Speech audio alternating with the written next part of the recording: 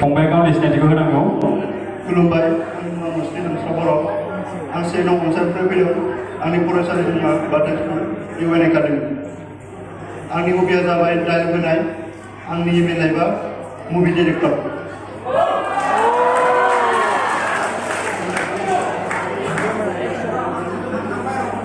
फंबाया बै सिटखौ थिखो अननानै बेयाव मा दङ?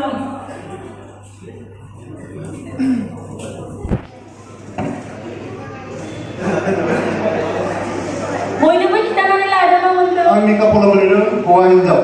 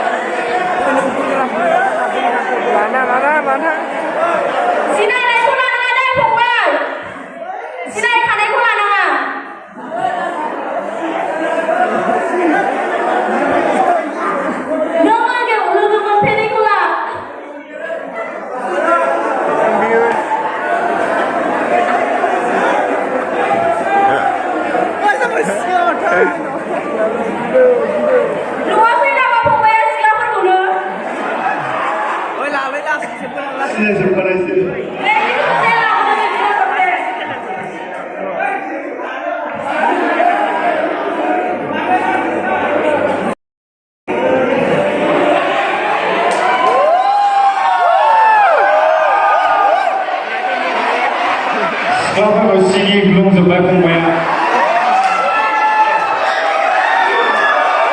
दे जिखि जाया सासे लाबोदो।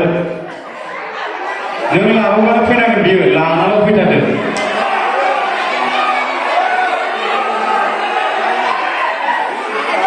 मोनबाय आखाइखौ।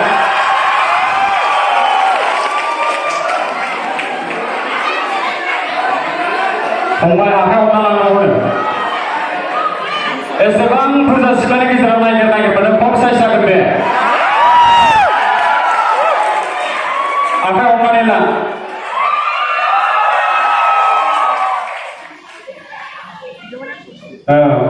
फंबायाथ' नागिर मोनबोबाय। दा फंबाया गाव दिखांना लांनाय बे बिनानावखौ मायाव नायनानै सायख'खो?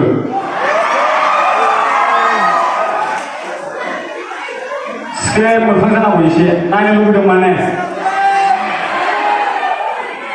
दे फंबाया बुंनो मायाव नायनानै सायख'खो? नै माबा मोनसे थानो हागौ बे सिङाव।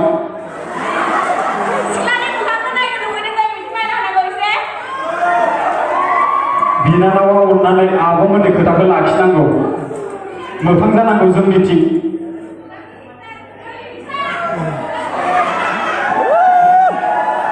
दे फंबाया बुंदो मायाव नायनानै सायख'ना लाबोखो?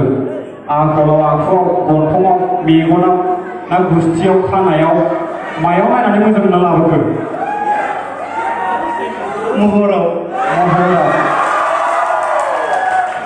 महराव नायनानै मोजां मोनदों। अब्ला दायो फंबाया बे बिनानावखौ महराव नायना फसायबाय। दा नोंनि गोसोनि रावखौ बिनानावनि सिगाङाव मा रावजों फोरमायगोन? बुंनांगौ। बियानि लाइफनि एक्सप्रेस पास जागोन। आं लाइफआव फैयाखै। दे बुंदो, बेनो खाबु।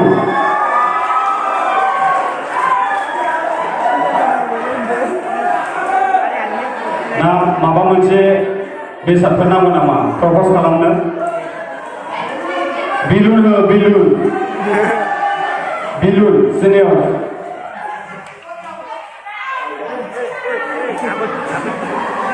लाइफआव फार्स्ट टाइमथ' फंबाय एसे गोदै बुंनानै मुहि होखा फाग्लि जानाय बायदि खेबसेयावनो।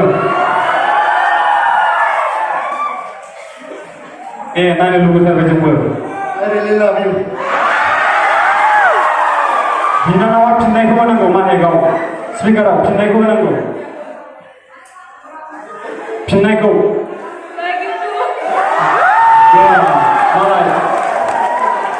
जोबोद गोजोननाय थाबाय फंबाय आरो बिनानावनिसिम। फंबायखौ जोंनि बसनिफ्राय गंसे कलमजों बरायनो थाखाय गुरै खावलायहरबाय। Thank you.